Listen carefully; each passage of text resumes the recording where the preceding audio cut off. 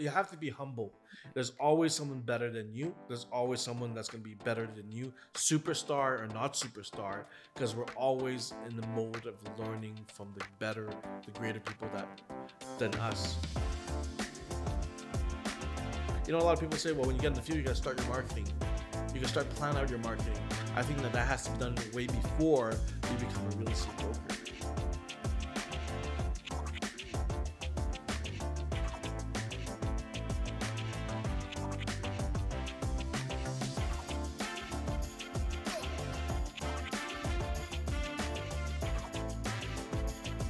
Le domaine du courtage est en constante évolution. Dans une ère technologique où le changement est presque assuré et inévitable, il faut plus que jamais rester à jour et s'adapter aux tendances innovatrices de notre domaine. Vous voulez apprendre des meilleurs courtiers hypothécaires et immobiliers du Québec? Vous voulez devenir un leader dans le courtage? Voici le podcast qu'il vous faut. Les courtiers du Québec avec Seroujan Kenishalingam. Bonjour tout le monde, j'espère que vous allez bien, les courtiers du Québec. Et aujourd'hui, j'ai la chance d'être avec Bruce Lai. Bonjour. Yes, Bruce est un homme d'expérience, 15 years. En passant, on va le faire en français, français de France, français québécois, anglais, cantonais. On va le faire dans toutes les langues aujourd'hui. Donc, j'espère que vous êtes prêts pour ça. Donc, Bruce, c'est un homme d'expérience, il a 15 ans d'expérience. Il est professeur, teacher, courtier immobilier. Il a sa propre agence immobilière. Donc, tu coaches les élèves qui veulent passer l'examen de l'Oaciq. Donc, il fait énormément de choses. Et Bruce, une petite histoire courte, j'ai vu une de ses vidéos quand j'ai commencé dans l'industrie. Puis, j'ai vraiment aimé. J'ai vraiment aimé. Puis, 4 ans plus tard, j'ai eu la chance de le voir encore sur Instagram. C'est là que je t'ai vu, Bruce.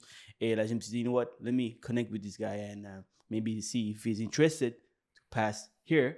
And that's the case. Donc, merci beaucoup. Merci beaucoup. Merci. C'est gentil de m'avoir invité. Juste me présenter. Mon nom, c'est Bruce Lai. Je suis un homme qui a commencé très jeune dans le domaine en immobilier. En fin de compte, mon père, la famille est dans l'industrie aussi. J'ai pris mes cours à l'âge de 18 ans. J'ai fait mon examen à l'âge de 18 ans, enseignement, des choix multiples. On sait que présentement, les examens ont changé. Ils deviennent de plus en plus des choix multiples cette année. Depuis là, j'ai travaillé dans le domaine d'immobilier. J'ai fait mes études universitaires et puis j'ai commencé à développer ma propre business de coaching aussi.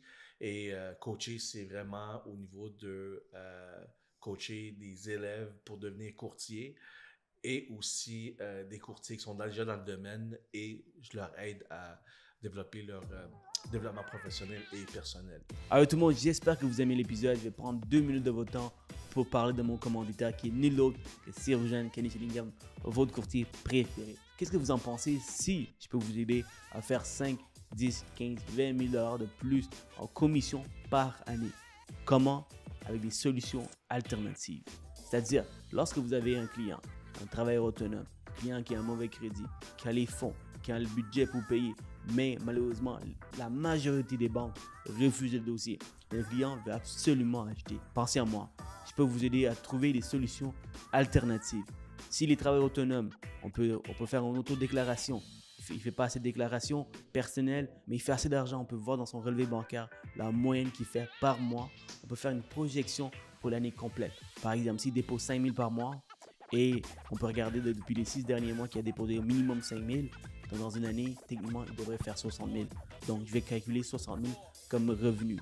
Tandis que, personnellement, il y a un déclassement 20 000. Donc, de cette façon, avec 20% de mise de fonds, on est capable de qualifier le client tout de suite. Donc, tous les travailleurs autonomes qui ne déclarent pas assez du côté personnel et qui font de l'argent, il y a une solution alternative pour vous. Donc, guys, j'ai énormément de solutions comme cet exemple. Pensez-y. Si je suis capable de sauver 1, 2, 3 transactions dans une année, vous pouvez faire 5, 10, 15, 20, 30 000 de commission, c'est beaucoup d'argent. Pensez à Seroujan. Pensez à Monsieur Solution. Bon épisode. Amazing. And you said that let's switch it up. Je vous ai dit qu'on va switch it up. Non? Bientôt, c'est le cantonais. Alors, et tamoul aussi.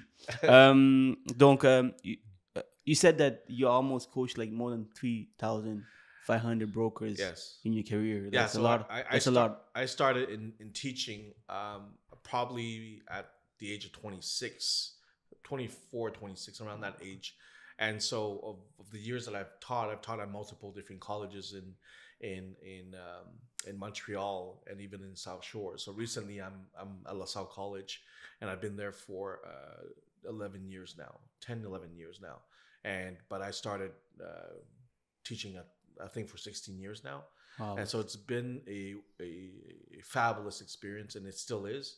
And I see that there's more and more change in the demographics of students coming into the field. They're getting younger and younger. And how young? Oh, well, I've had students at the age of 18, 19. 18, 19? And I've had students at the age of 84, 86. That's crazy. That's around a big that difference, age. yeah. Big difference. And I think that the important thing is we need new blood. We need new creativity, new... New way of we're working. dinosaurs. Yeah. You've been in the business for 5 years. Yeah. You're already considered as a dinosaur. Really? I'm a fossil at this rate. But we need to. The average real estate broker's age is about 54 years old, and more than ever, the age is dropping to younger, and we need that. And because the older generation, they have the experience, perhaps in technology aspect of things, they're not as doing, than the younger generation. Yeah, so definitely. we need that. So when I started in real estate, we didn't have technology. Let's talk about that. Yeah, that's crazy. Like 18, that's 18. Like that's what year is it exactly? 98. 98. So 98. It's real estate evolved so much. Very much. Yeah. Like if you talk to the way, if you talk about your experience of how you used to work and what we do now, like most broker won't even understand. No, back in the days when you had listings, the secretary would take the listing, type it up on a typewriter. Yeah. Bring it to the book, MLS book, and put the paper in there, and all the brokers would rush to the book, take that paper, photocopy it, call our clients from the landline from the office, and meet with the broker to the house. That was back in the days. Now, just a push of a button, you already have it on your cell phone and all the details of it. It's more demanding working in today's market because everybody expects everything yesterday or even the day before that. And so if everybody has this technology, imagine if you're just a bit slower than the average broker working and hustling, they're going to go with the faster broker that's going to give them the deal, right? So I think experience is important, but equivalent for us as brokers that's been in the field for a long time, we need to learn those systems. And I think that it's detrimental for any new broker to not learn those systems, and it's detrimental for the older generation of brokers not to come up to that level or even better. So it's a necessary evil. Definitely. Yeah, and that learning curve for older brokers might be a bit difficult, but like I said, everything is teachable as long as you're willing to learn. 100%. Yeah. And let's go back to your personal experience. Like you've been in the game for the last 15 years. Yeah. And your dad was a real estate agent. He still is. He's crazy. He still is. He's Yeah. You said that he's a hard worker. Yes. How your passion for real estate came to you? Like how, like it's not because your dad was doing that you have to do it, Well, I will tell you something. When he forced you to do it. Oh yeah. You know what? When my early beginnings in real estate, I can tell you that my passion wasn't there. I in fact didn't like to be a real estate broker. You're so young. There's steps, there's phases in your life you want to experience and enjoy. And while everybody was actually enjoying themselves, I was hustling, closing deals. And in hindsight, now that I go back, it was worth every single deal that I closed, or even the deals that didn't go through. Why? The reason why is because I've learned that much experience while other people are not actually focused on their career. And so I think that's wonderful. But you know what? When you start in any business, especially in real estate, for new brokers coming into the business, they're afraid. And I think that the most I can put my finger on it is people are afraid, not about the business, but they are afraid to fail. And we have so many things that we teach in the colleges. By the time they get on the field, it's like, we didn't learn this in school. Well, there's some things that we can't teach in school, which is the on the field experience. And very important is to get yourself a mentor, a coach that you can stick with and stay with for at least 3 years. To hop from one agency to another every 3 months or 6 months in the last year or two, it's not something that's going to benefit you. It's actually going to be against you, because the next agency you're going to go to, they're going to say, so, well, you've changed 3 agencies in the last year. Why? There's no consistency, right? Yeah. So it's important to stay put. Of course, if you need to change for X reasons, then it's a personal and professional decision, but you need to get yourself a good company, a good coach, a good mentor, and stay within 2 years, 3 years. J'aime vraiment ce que tu dis. Yeah. Je peux tellement relate avec ce que tu dis parce que moi, je me spécialise dans les solutions alternatives, comme je t'ai dit, le B, les solutions de financement B et privé. Et la raison pourquoi après 5 ans, je suis le directeur de la division alternative chez Planiprêt et je sers 200 courtiers, c'est parce que I got a mentor by this guy who was doing real mortgages on the private side. Yeah.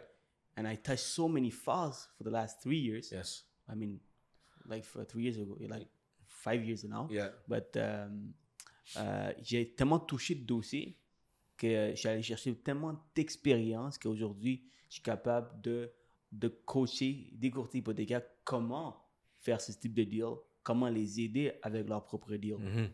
So I did the same thing that you're coaching right now to other brokers. Yes. So fact check, ça marche. Ça marche. It works. It really works. Donc, soyez pas du genre, moi, je suis capable de faire toute seule.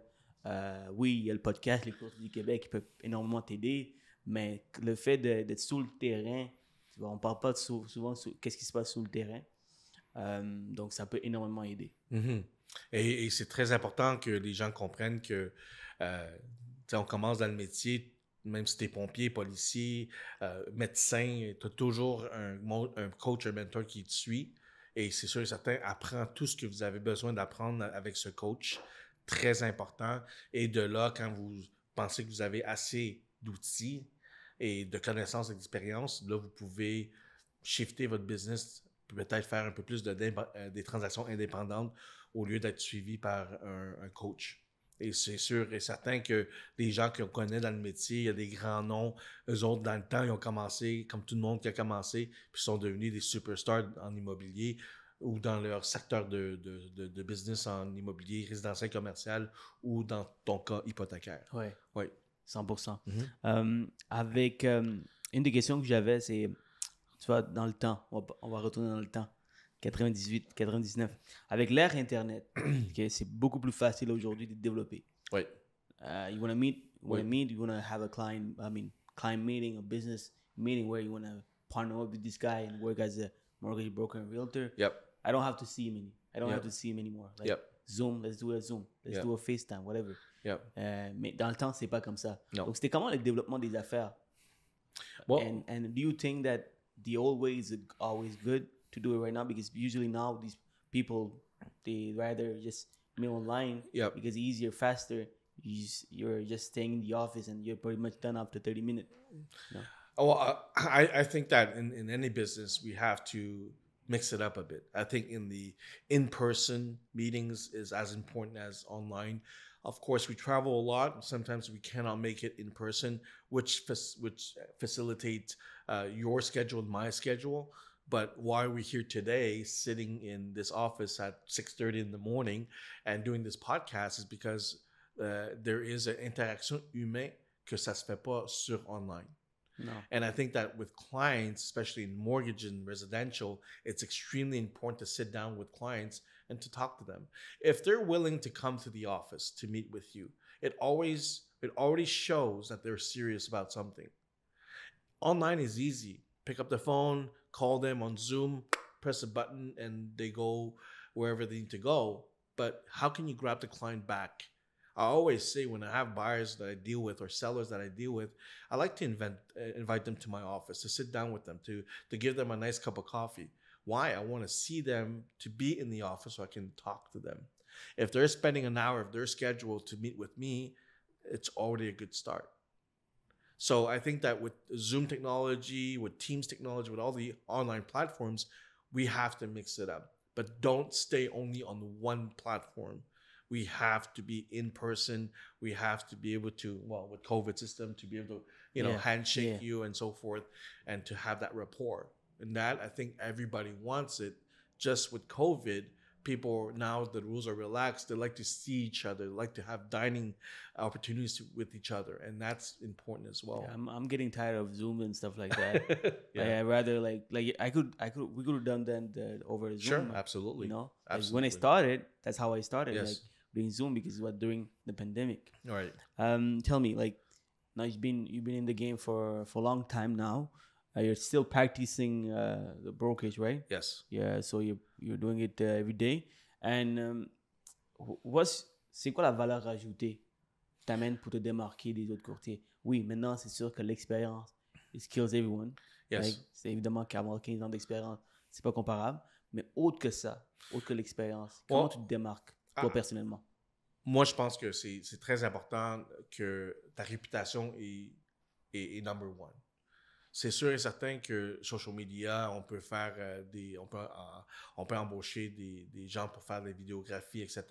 Ça, c'est seulement pour le online, pour le business. Mais pour démarquer, c'est vraiment réputation, connaissance, connaître les lois, les règlements, et de donner cette valeur ajoutée à tes clients. Pourquoi? Parce que eux autres, ils vont acheter, ils vont vendre peut-être la plus grande transaction de leur vie, le montant d'argent qu'ils vont mettre pour l'achat ou la vente ou quoi que ce soit, ben c'est sûr que eux autres veulent savoir, est-ce que je suis bien protégé par le courtier? Et selon l'Oaciq, notre mandat en tant que détenteur de permis, c'est de protéger l'intérêt du public. Et comment vous pouvez protéger l'intérêt du public si vous ne connaissez pas les règlements et les pratiques professionnelles? C'est très important. La déontologie est très importante. Je l'enseigne chaque jour au collège, et les étudiants doivent comprendre que oui, des fois on protège le client, mais la transaction n'a pas eu lieu ou la transaction échoue. C'est possible. Mais est-ce qu'on a protégé l'intérêt du client et l'intérêt de la transaction? C'est les deux questions les plus importantes à se poser. Et au niveau de la valeur ajoutée, c'est ça. Parce que c'est pas une transaction, je dois transiger avec vous pour le restant de votre vie. Vous allez acheter, vous allez référer, vous allez vendre, comme dans ton business. It's all about referral business. Yeah. And that referral comes either soon in your business or it comes later in your business. But it will definitely come later in your business. That's what floats your business overall in the years to come. Right? Yeah. So, reputation, credibility is extremely important. Donc, en tant que nouveau courtier qui commence, peu importe le nombre d'années d'expérience, faites attention à votre réputation. Oui. Oui. Tu vois, des magouilles, situations de magouilles, là, vous les voyez là, courir partir dans l'autre sens. Là, puis les gens aiment ça parler. When you do bad stuff, they like to talk about that. It takes one person. It takes one person. Hey, Bruce, là, leur petit café. Hey, Bruce, il a fait ça, il a fait ci. Exactly. Puis you don't even know this guy. You don't even know Bruce. And people don't even know if it's true.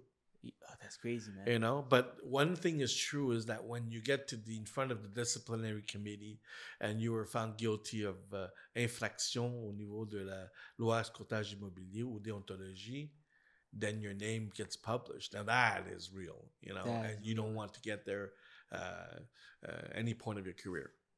Just do things right, the straight way, the right way, and you should never have a problem. Yeah, there's so much business. Like for good people want to do good business. Yeah, the legit way. Then you don't have to do that.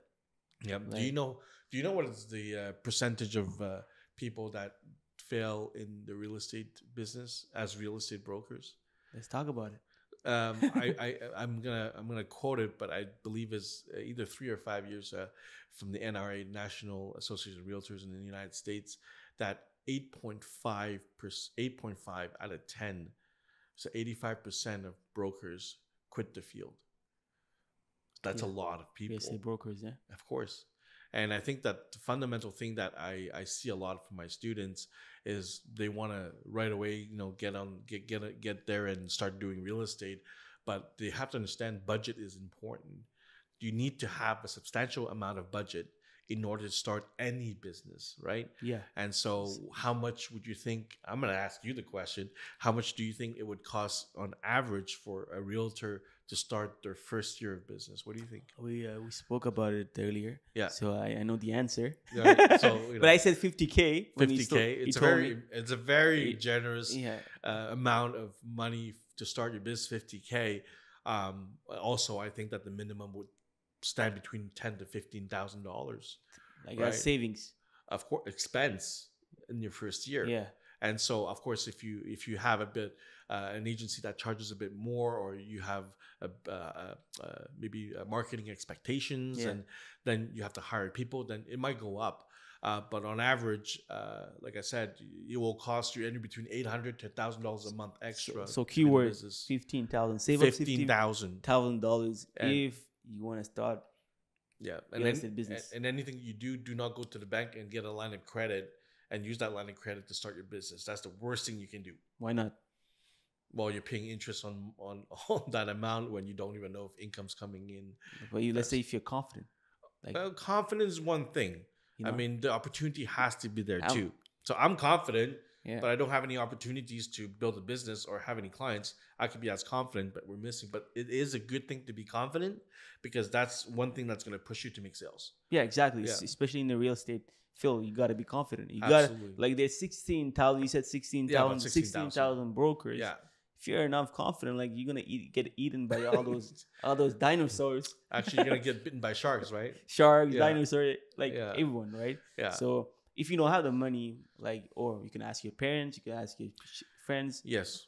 And the last scenario will be ask the money to the bank, and I'm right here. Make sure you have good credit. Make sure you have good credit. Make sure you have good credit. Yeah. But I don't do line of credit. Don't call me for that. Yeah, I do mortgages only. Private B mortgages. Yeah. So that's okay. $15,000 if you want to start. You want to start.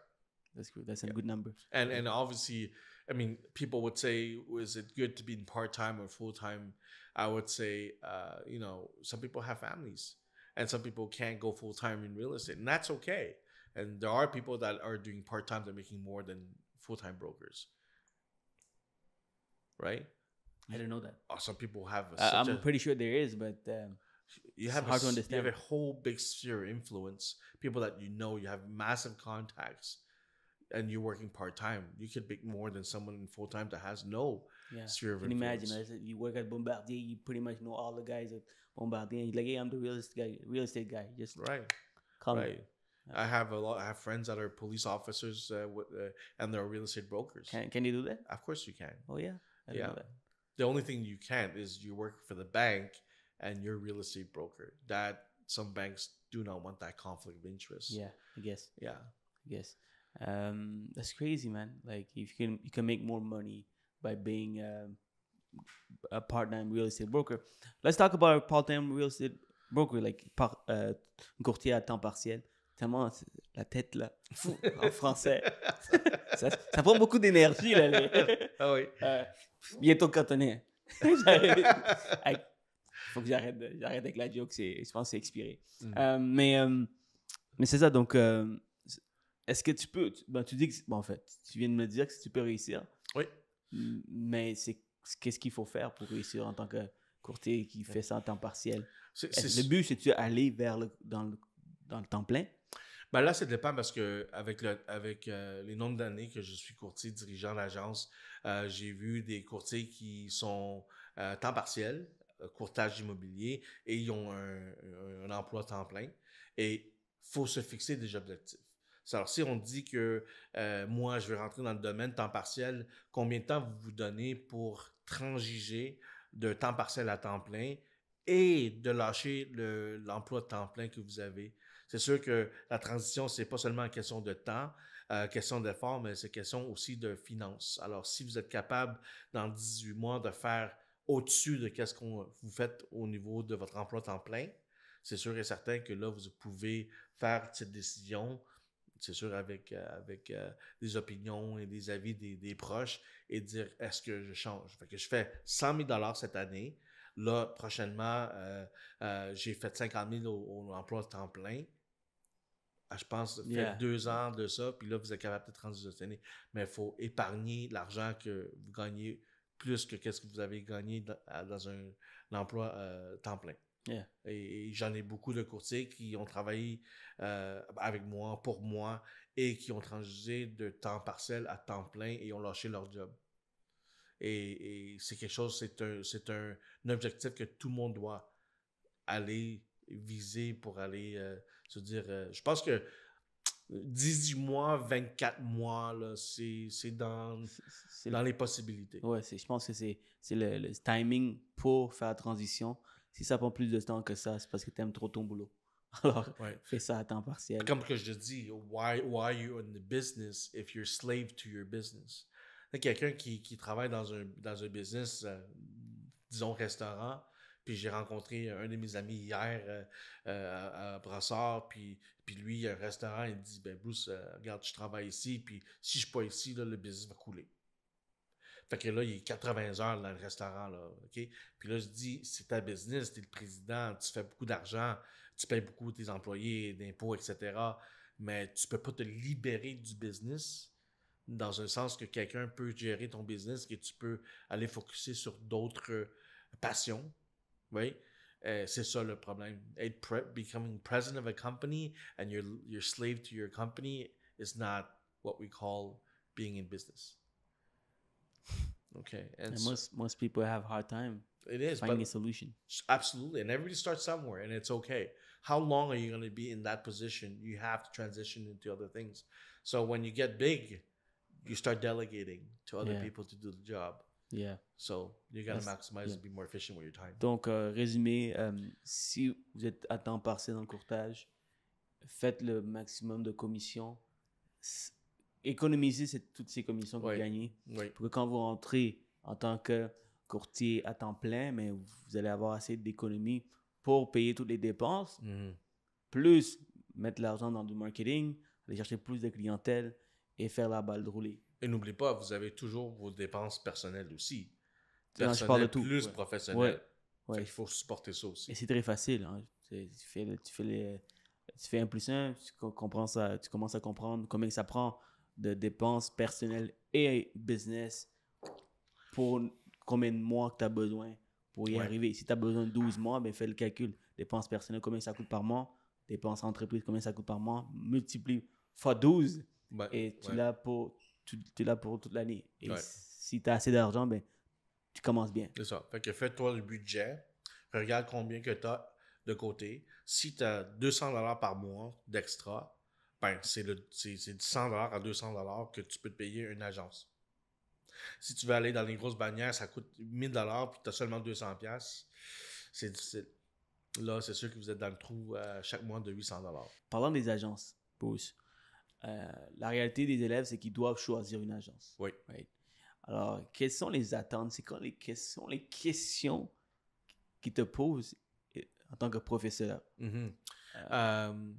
C'est important que les élèves, les candidats, futurs, courtiers résidentiels, commerciaux, c'est sûr que la loi a changé. On n'est pas obligé de s'affilier avec une agence. On peut agir à son compte. Alors, Tout de suite? Tout de suite. Pas après 3 ans? Non. Tout ça a changé il n'y a pas longtemps. Et que les élèves qui vont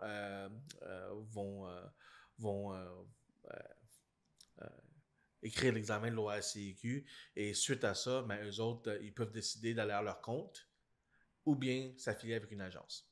Alors, moi, je te dirais les 5 questions les plus importantes à poser, c'est de savoir, la première des choses, au niveau de la formation. C'est quoi la formation? Qui va nous former? Est-ce que c'est le dirigeant de l'agence?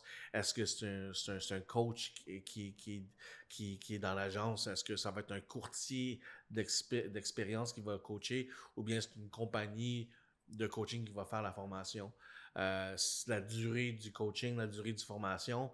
Est-ce qu'on va être sur le champ? Est-ce qu'on va sortir du bureau? Est-ce qu'on va, en anglais on dit, est-ce qu'on shadow un courtier et savoir comment ça fonctionne?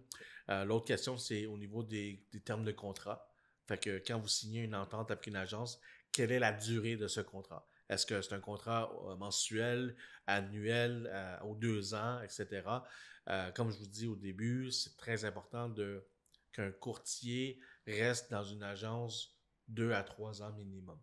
OK? Et là aussi, est-ce qu'il y a des pénalités si vous décidez de quitter? Et c'est sûr et certain, dans n'importe quel domaine, vous rentrez, éventuellement, vous allez quitter. Est-ce qu'il va y avoir des pénalités sur le contrat? Et c'est sûr, si on paye puis il y a des pénalités, on va poser la question, combien ça nous coûte à être associé à votre agence? On parle des coûts fixes et des coûts variables. Okay? Et je peux vous dire qu'il y a des agences qui, sur le marché présentement, sont pas chères du tout. Ils prennent un peu plus de commission sur le pourcentage et il y en a qui vont aller chercher un petit peu plus sur la mensualité, mais ils vous redonnent plus en pourcentage. Ils vous laissent, en fait. Ben, comme je vous dis, c'est personnel et c'est professionnel. C'est que si je fais plus de transactions dans l'agence, pour l'agence va faire plus d'argent, c'est sûr et certain. Et pour l'agence te garder dans l'agence, c'est sûr que l'agence va faire quelque chose pour vous inciter de rester. Sinon, tu as un courtier vétéran, bien formé, 3-5 ans d'expérience, et après ça, il va quitter ailleurs.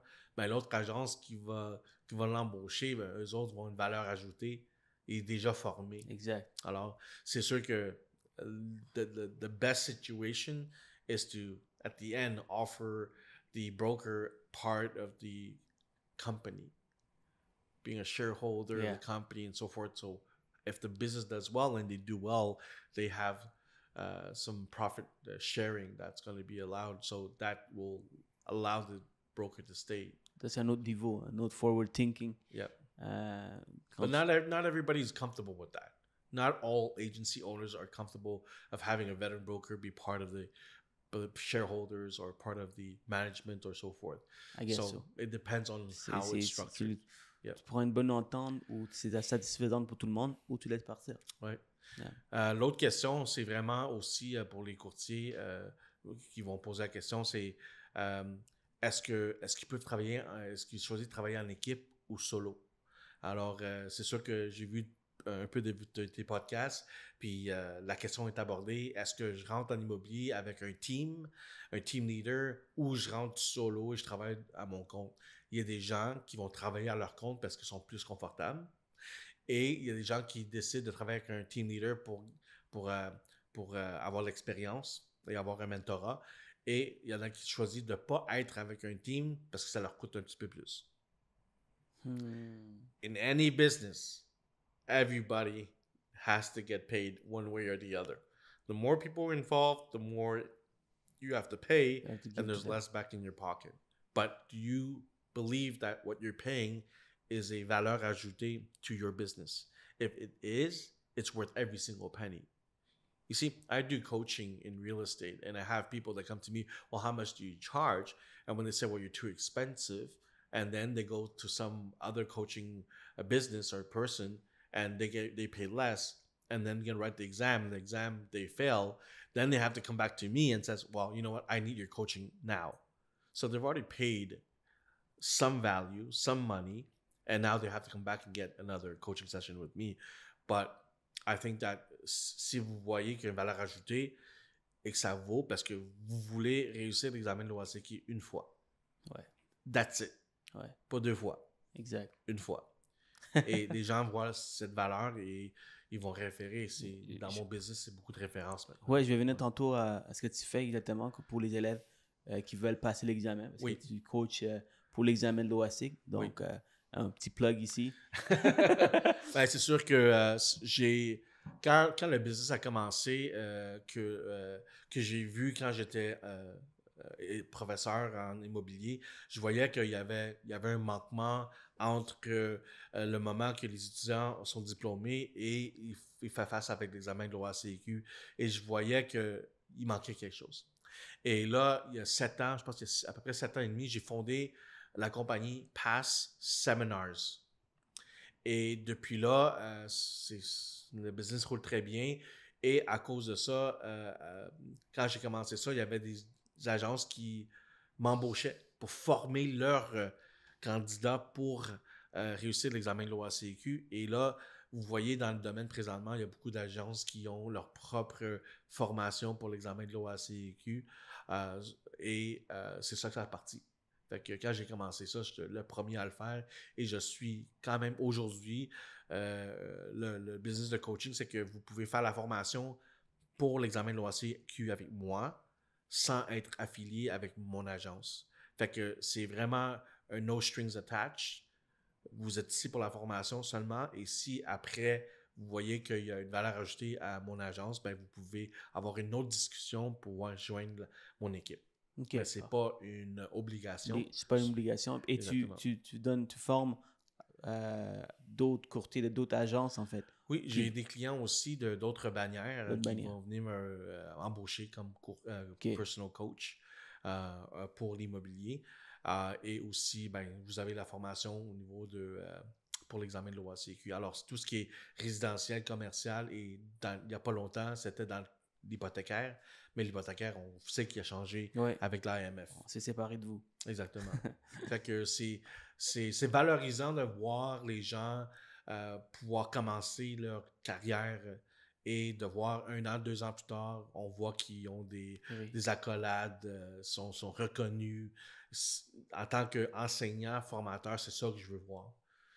Être meilleur que son propre coach. 100%. Ouais. 100%. Quand l'élève surpasse le maître, exactement. Il y a une certaine fierté. Exactement. Tu as les bonnes intentions. Je veux revenir tantôt sur ce qu'on parlait. J'ai oublié ce qu'on parlait.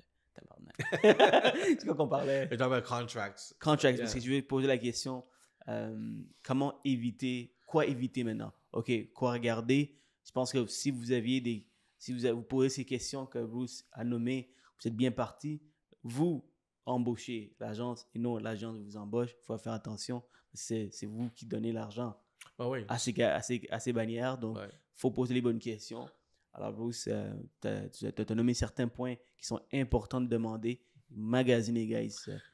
C'est sûr que tu te rencontres une personne, tu l'aimes bien, mais peut-être que tu vas aussi aimer une autre personne. Si tu donnes la chance d'être magasiner un peu avant de choisir, c'est une question de carrière. Tu vas rester 2-3 ans, donc il faut bien choisir. C'est comme ta femme. Tu choisis ta femme. Je peux te dire que c'est dans le passé, à peu près 25 ans, je dirais plus que 25 ans, c'était la bannière que vous voulez publiciser. C'est vraiment la bannière. Aujourd'hui, peu importe la bannière que vous allez aller, on voit beaucoup de self-promoting, self-branding, comme on dit en immobilier, en marketing. Vous allez des courtiers qui vont créer leur propre logo, etc. Mais vous avez la bannière qui est à côté. Et c'est de plus en plus de cette mode-là. Pourquoi tu vois cette tendance? Oui, parce que le fait que la loi a changé, que les courtiers peuvent agir à leur compte, en notant que la publicité est faite dans les normes de l'Oaciq, si l'agence permet le courtier de se faire un branding, why not? Why not? Parce que, en bout de ligne, si le branding marche, est-ce que le courtier a plus d'achalandage, plus de transactions? C'est win-win pour le courtier et longtemps pour l'agence aussi. Vous voyez? C'est seulement que le old school mentality ne veut pas laisser le courtier d'avoir un peu plus de self-branding que de brander l'agence immobilière. Et là, il faut vraiment des fois disassociate ourselves with that and what works and what doesn't work anymore. Right? Yeah. And so you have to move with the trend or even in front of it in order to create new ways to get business into the agency. 100%. Ouais. C'est ce que j'ai entendu ça quelque part.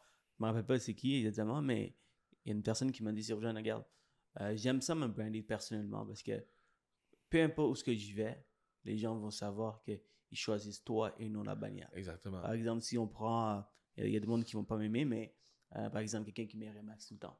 Il brand tout le temps Remax, il met tout le temps de l'avant Remax et lui, il est derrière. Souvent, ce qui arrive, c'est que le courtier, le client 5 ans, 10 ans plus tard, il parle de sa vente. Il ne se rappelle pas de toi, il rappelle du courtier Remax. Et ça, c'est dommage parce que c'est pas Remax qui a aidé, c'est toi. Alors, ce courtier, il se brand lui-même. Oui, il est derrière une bannière, mais il préfère brander lui-même. Parce que peu importe où ce qui s'en va, les gens viennent pour toi et non parce que tu es un courtier de Remax. Ça peut être Saturn, ça peut être n'importe qui. Ça peut être... Ben, c'est la réputation, comme je dis. C'est sûr que, tu sais, quand je dis que les gens vont s'associer avec une agence et là, vont travailler en dessous d'une équipe, il y a des setups qui vont faire en sorte que le courtier débutant qui va rentrer dans une équipe, il va travailler pour le team leader. Alors, tout ce qui est sur le marché, les pancartes, c'est seulement le nom du team leader. Yeah. Là, on fait les transactions, on fait des visites.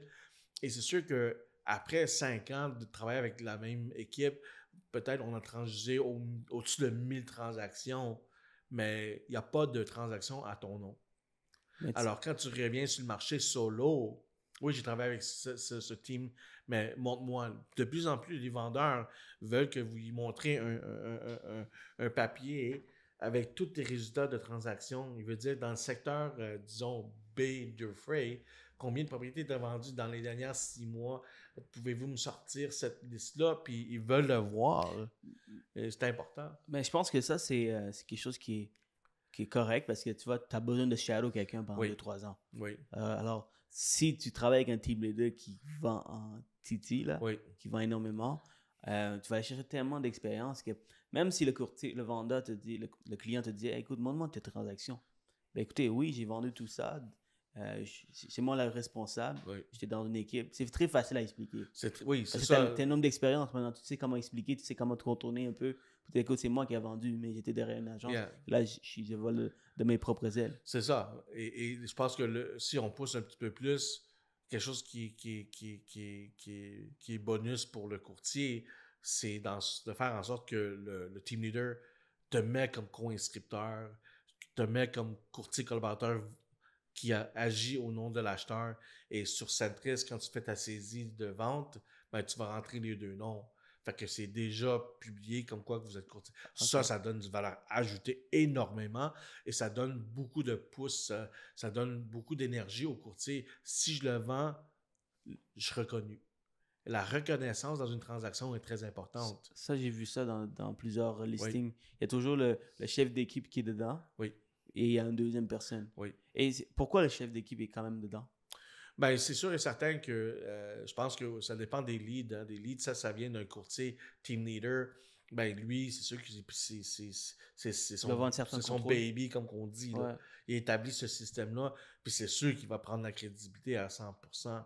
Et d'amener quelqu'un on board, c'est vraiment de groomer ce courtier, de devenir un courtier performant.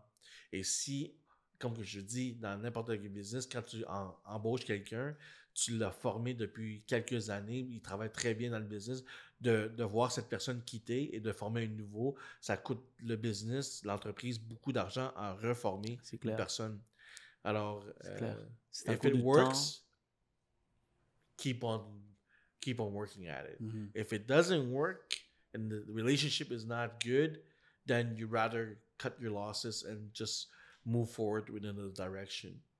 And I think that most business owners are afraid to cut that tie simply because it reflects on them that they made a poor judgment call in hiring that person. But sometimes if the business is not doing too well, the owner has to cut the tie as soon as possible. Yes, we all make mistakes. We're business owners.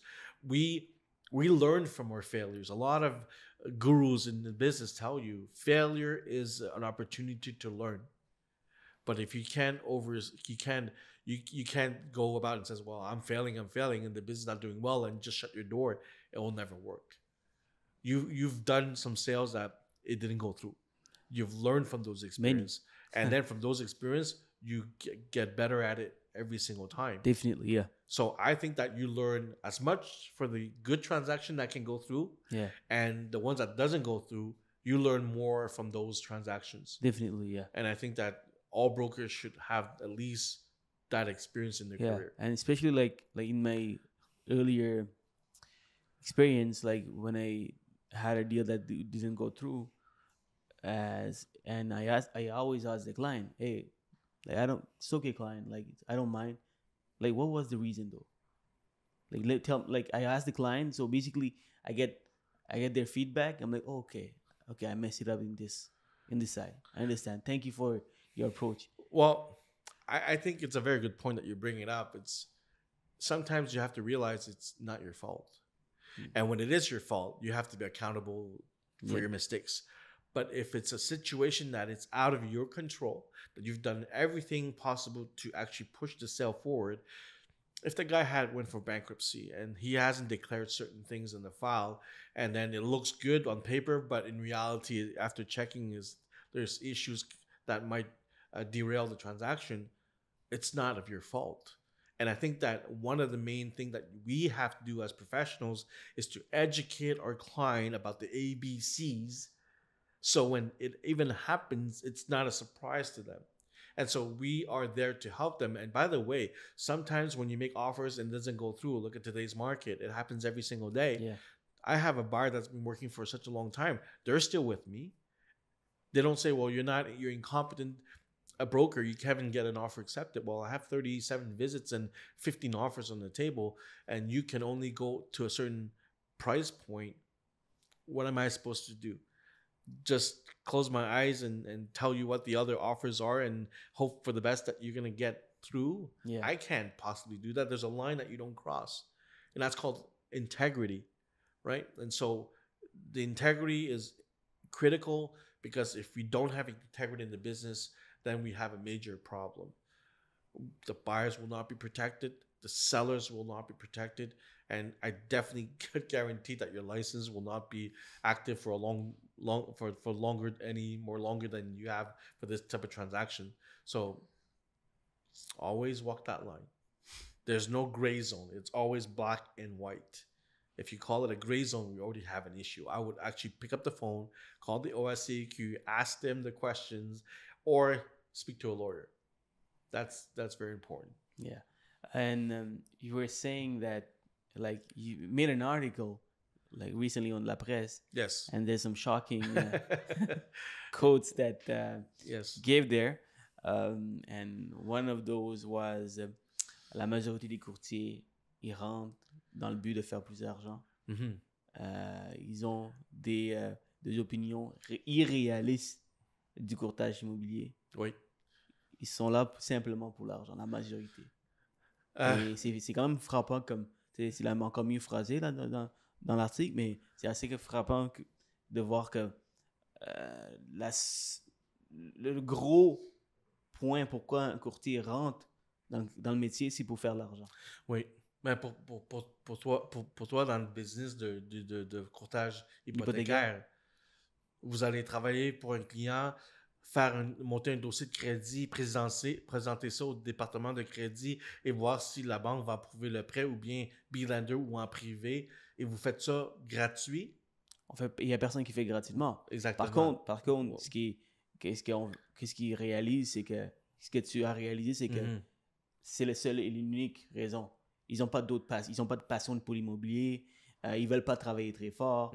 Ils pensent qu'ils vont, avec 25 heures semaine, ils vont faire 100 000 par année, qu'ils vont vendre énormément de maisons. Ils pensent que c'est facile, seulement. Oui, ben on espère. Tout le monde espère de faire une fortune dans la carrière que vous allez faire jusqu'à la fin de vos jours. La réalité, c'est que nothing is easy. But if you put enough effort, determination, and you have grit in the business, and you surround yourself with people that promotes you to move you to a superstar status, you have a lot better chance to succeed than by yourself. That is for sure. That, in my book, that's for sure.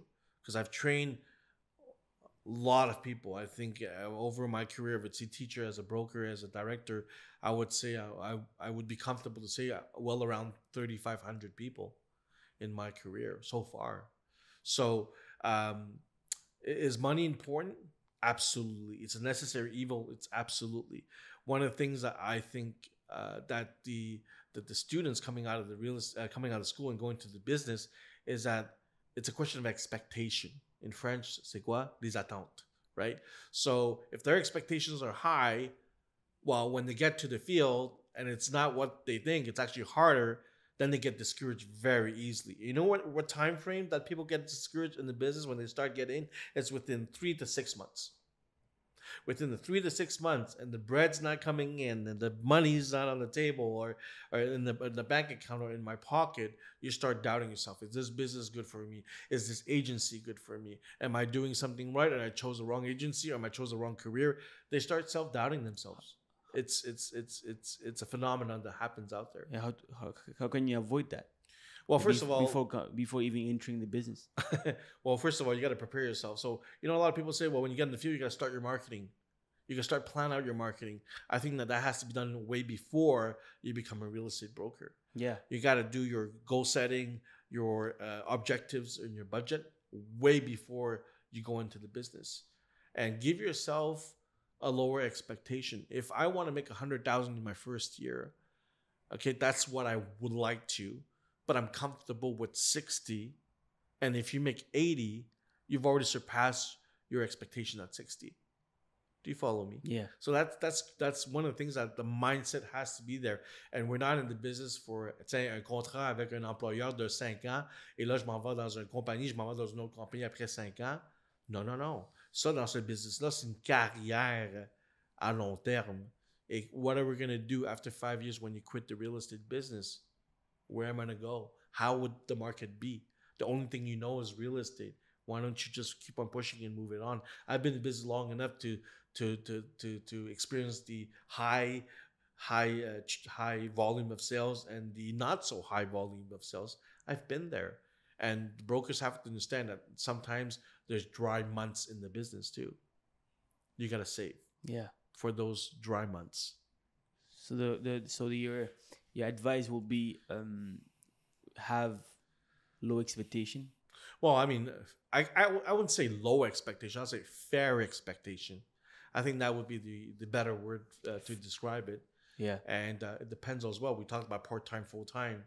Part-time, 20, 25 hours a week. I work for the government. I'm making about $120,000 a year, and I like to keep that job. And I want to make a part-time business, making $50,000 to $80,000 a year to supplement my $120,000 salary. That makes it $200,000. I could take that money and do a side hustle and invest in something or invest in real estate. That's also a possibility, right? Yeah. What's the long term? I think that in business, if you're in the real estate business, I have a lot of brokers that I know, they just retired. They just retired after 30 years of business. But what's after that? Nothing. So you have to really start really investing in two type of markets. You got a real estate market or in on the stock market, right? Whatever you want to buy in order to hopefully have good gains and returns for the future. Yeah. Because we are getting older. We're not getting younger. Especially when you're a realtor and let's say you specialize in investment, and you actually convince buyers and sellers to sell their property, to buy properties because it's a good investment, and you're not buying any of those. No, you can't. You absolutely can't. Like, a lot of gurus out there would tell you, look, buy a 6-plex, 8-plex, 16-plex, buy that and get a positive cash flow. And then with that, you go buy your house or your residence, because the plex itself, the cash flow that's coming in, it's going to absolutely pay, hopefully, the entire cost associated to housing costs for that house, so your residence. So once that's paid from that building, then you're living mortgage free. So if you're selling a product to your clients and you don't even own that product, or you don't believe in that product, you're a bad seller. Well, that's what they say. Before you teach someone to do something, hopefully you've done it yourself as well. Yeah, right. Definitely. So start doing that if you guys are. Yeah, starting to invest. I mean, start invest in real estate. Yeah. And there's another feeling. You help buyers and sellers do the transaction, and also live the moment because you're experiencing your own transaction. Mm-hmm. That's another feeling. Yeah. And sometimes brokers cannot understand. Yeah. Like, I do mortgages, but having your own mortgage is a different feeling. Absolutely. When you sign that piece of paper, and either at the bank or at the notary's office to then publish the deed of hypothèque on the Registre foncier du Québec, you're paying for that money there. Yeah. But if buyers are signing, you're like, I'm just getting my 2% commission or whatever basis point that you're taking, and then that's it. That there's no obligation for you to pay that. Yeah. You're just making your money because you're offering a service, right? Exactement. But when you own it, when you owe it and then you own it, it's a different story.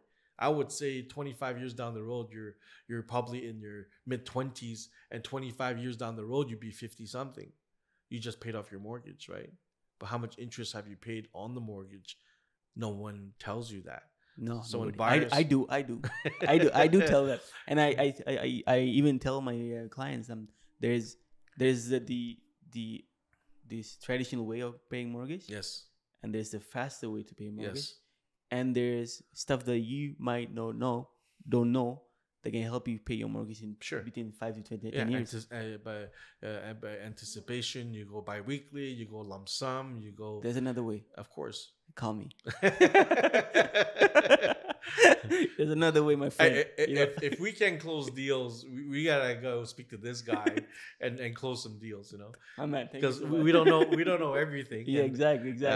And like it's crazy because like juste entre parenthèses, parce que la banque nous enseigne comment vendre leurs hypothèques, comment vendre leurs produits, mais ils montrent pas nécessairement la technicalité de leurs produits, comment que c'est fait leurs produits. Ils veulent pas qu'on comprenne.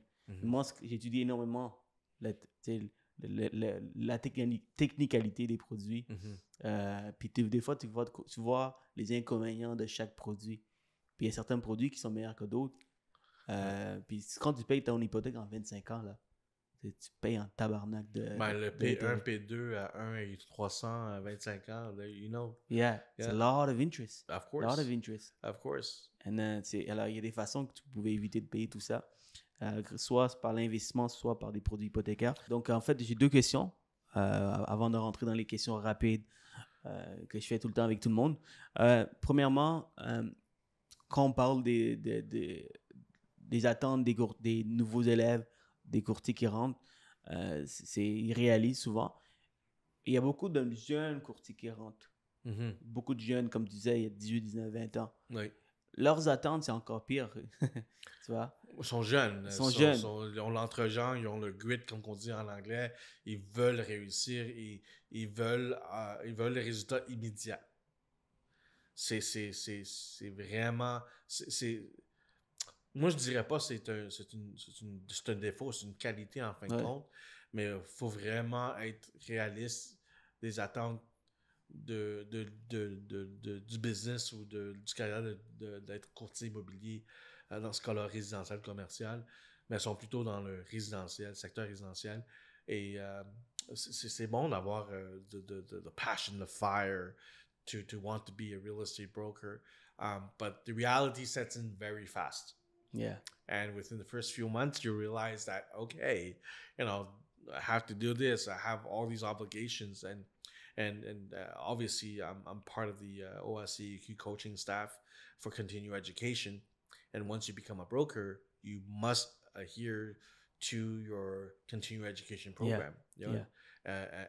So that's extra cost as well, but that's a mandatory thing to maintain your license. Yeah. And so they have to be ready for that. Coming from the school and being a real estate broker does not stop education. Education is a continuous thing. I've been in the business for so long. I'm still learning from coaches myself. The day you stop learning, you die. That's pretty much it. You need to. I spoke with one investor who spent more than 30 grand per year for any type of trainings. And I asked him, okay, you spend $30,000, but do you see any returns? He's like, yeah, I just made $400,000 of profit on one property. Right. By optimization. So if you're going coaching, you better learn something and apply it. Yeah. Because if you're going to sit there and just listen to someone speak, if you listen to this and apply it, man, stop watching this shit for entertainment. I'm not here for entertainment, Yeah, like if you watch my stuff, apply it. Like try to take 1 or 2 stuff that we're teaching here, sharing here, and we take the time to do it early in the morning. So please, that's the goal. That's the goal. Bruce, final question before les questions rapides. Qu'est-ce qui te passionne aujourd'hui, pourquoi tu fais ce que tu fais every day for the last 15 years? Real estate is so dynamic. It changes every single day. Every single client, every single file is different. I enjoy selling and buying real estate. I still do. My position has shifted a bit. Obviously, if you ask any director or agency owner, you'll understand that their volume of sales, personal transactions, will drop. Why? Because they now focusing on building a team, on brokers to work under that mentorship or that team leadership in order to access more sales, right? So I enjoy what I do now is to give back to new brokers or existing brokers or veteran brokers my knowledge, my experience, my education that I've learned, and to help them grow. And that to me has always been a passion to me. That's why actually I've been teaching as well. And you already know that I teach at a few colleges, and I teach all the courses that is offered in the program, both in English and French. So when I see success in people that I've trained, that I've mentored, c'est valorisant, c'est très valorisant, et ça devient une passion. On le fait, oui, pour l'argent, ça c'est sûr et certain, mais la passion de voir les gens réussir, et s'ils réussissent, vous-même, vous allez réussir aussi. Et l'ensemble de l'équipe va réussir. C'est pas facile, ça prend beaucoup de temps, d'énergie, de passion, mais c'est possible. Et je vois que même avec mes courtiers, mes étudiants et même mes clients, dans chaque transaction, je éduque les clients, je donne une éducation, l'achat, de la vente, puis après une transaction, ils connaissent toutes les démarches qu'on a faites pour une transaction et ils voient ça comme une valeur ajoutée pour eux. Et c'est sûr qu'en tant que courtier, il faut expliquer des contrats. Il faut connaître les lois. Pourquoi? Parce qu'ils vont signer des documents et ils doivent savoir le tout. On ne peut pas faire un fly-by et dire, OK, ici, sign here and, I take care of it. Mais qu'est-ce qu'on signe? C'est ça, là, les choses comme ça pourraient avoir des conséquences qui sont négatives au niveau de la déontologie ou bien de pratique professionnelle. Mais éduquer tous les gens que vous formez, tous les gens que vous faites la formation au niveau du bureau ou bien en enseignement. Vous allez voir le feu qu'ils ont dans les yeux. Wow, j'ai appris ça. Ben, j'ai vu un ami qui a vendu une propriété, puis moi, j'ai jamais vu ça dans les cours. Je les vois toujours, des questions qui sont posées. Well, I didn't know that was the way that we should be doing things. I saw something else. My friend told me this. I didn't know that was not possible. Fait que là, c'est sûr qu'il y a des questions qui se posent, puis j'adore le défi. J'adore que les étudiants me posent des questions comme « OK, comment je vais répondre à cette question-là? » Ben, c'est simplement d'avoir eu des expériences similaires que je peux pouvoir répondre à leurs questions. Et les étudiants voient cette valeur. Je vois ta passion pendant que tu réponds. Donc, that's perfect, man. Thank you so much for sharing. Yeah. So, what is your best, like right now, today, marketing tool that you use for your business? Well, I think one of the things that all agency must have is lead generation, right? And we call it outbound lead generation. So we're talking about landing page, capturing clients' information, whether it's a seller or a buyer, because now more than ever, brokers coming to agencies, you know what they're asking for? They're asking for leads. They're asking for leads. I'll give you a lead. The split would be 60-40.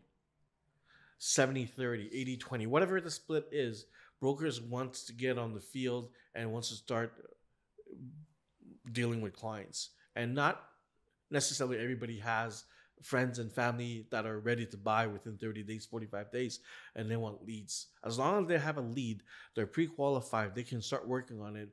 To get them busy on the field, they will forget the time that I'm not even generating a transaction in the next 3 months. It will come soon. And that's what they hope for. And if I give you a lead of $800,000 client that wants to buy a house for $800,000, and then you are able to close the deal with my help at 5% or 2.5%, guess what you're going to get in your pocket? In 45 days, you're going to have $15,000 in your pocket. Everybody gets paid a bit, but you can get $15,000. At least you're working towards something, right? Yeah. But if you have nothing, don't blame anybody. Blame yourself. Or if some things were promised and they were not given, then it's a whole different story. So leads. 45 days, you should make your first deal. 45 days. 45 days. Coming from a teacher. But not everybody is able to. And I tell you, and I speak to a lot of directors of agencies, big banners and small banners. And you know what they tell me? No matter what agency you're in or what service are offered within the agency to the brokers, you know what's the this is quoting from someone that I spoke recently, and it's a pretty good banner. It's a very well respected banner, and he told me that every year when time comes to renew the licenses, there's about 10 to 15% loss of brokers within the agency. And I asked around, it's probably pretty much on the money. When you have 100 brokers, you're bound to lose 10 to 15 brokers every year. But at the same time, you also have to retain brokers or recruit brokers. And that's one thing that we have to do. And it's more than ever more challenging to recruit good people or people that are willing to stay for a number of years. They usually rotate pretty fast. Yeah.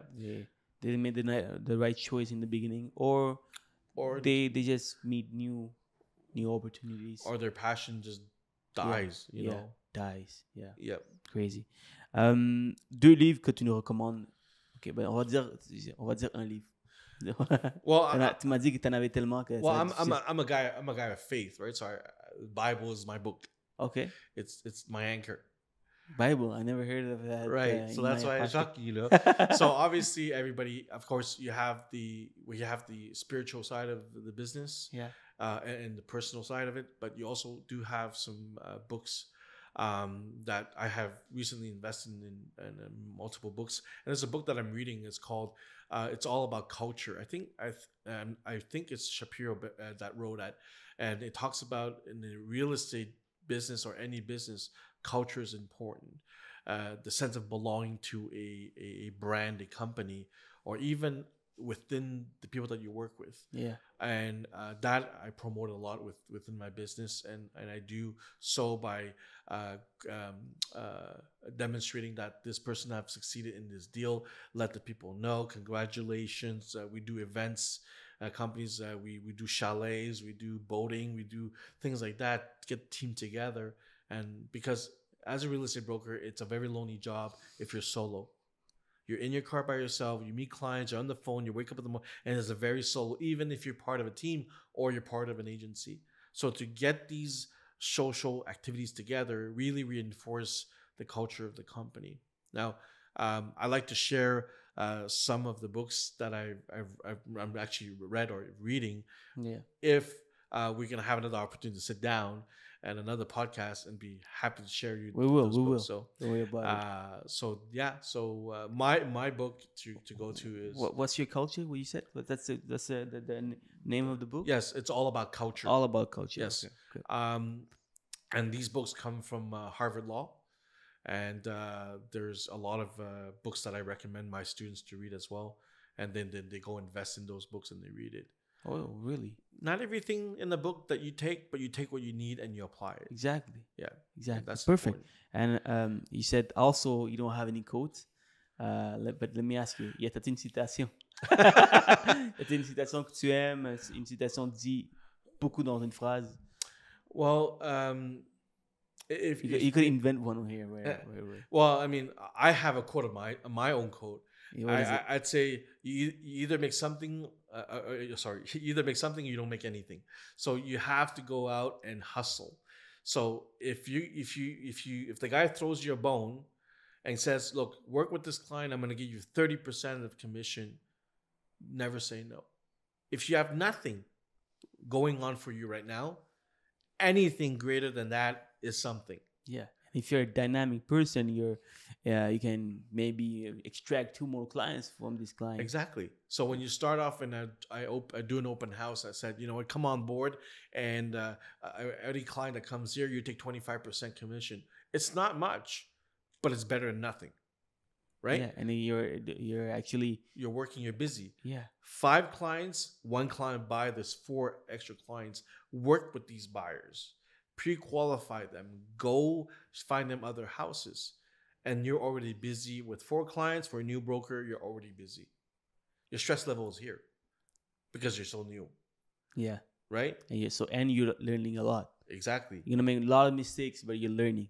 And Yes. if you can learn as much as possible early, then your success will come early also. Yes. You So know? that's why when you came to ask me how old I am today and when did I did my real estate course, and I was 18 years old, and so now with time I see the rewards out of it, right? Yeah. If I started later at 40 years old today, if I start my career today, it's never too late to start, but it's better to start early.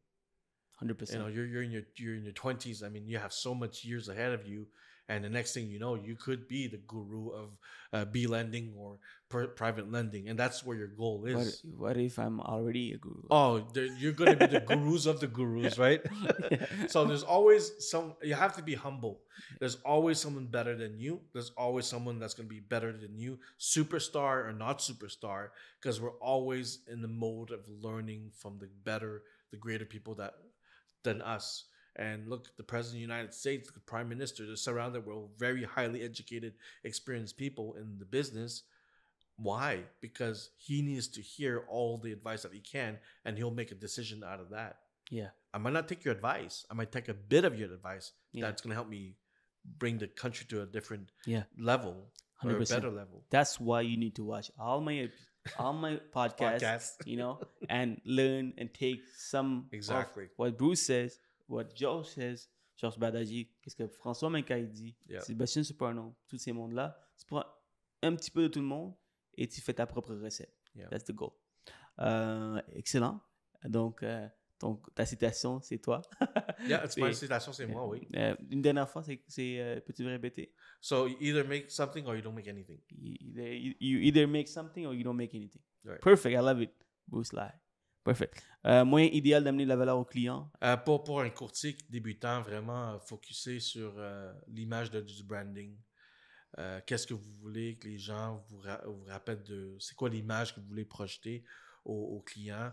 Est-ce que c'est une image d'être réassurant? Est-ce que c'est quelqu'un qui connaît leur affaire de A à Z comme il faut? Comme je te dis, walk that straight line. Quelqu'un qui va te protéger. C'est tout des qualités qu'un courtier doit avoir. Ou bien vous êtes nouveau ou nouvelle dans le domaine, ou bien vétéran dans le domaine depuis longtemps. C'est très important d'avoir ces caractéristiques, et je pense que on va être dans le domaine depuis longtemps. Moi, ça fait depuis beaucoup de temps, et il y a des gens qui sont dans le domaine plus longtemps que moi, et j'en parle beaucoup de mon père. Mon père, ça fait courtier depuis 30 quelques années, et j'ai appris beaucoup de choses de lui. Il est toujours courtier aujourd'hui, et là, après ça, c'est sûr et certain que lui est resté dans le domaine depuis longtemps parce qu'il a réussi. Et il réussit encore chaque jour. Mm-hmm. Et c'est très important. C'est pas une carrière de 5 ans, de 10 ans, c'est une carrière à vie. Oui.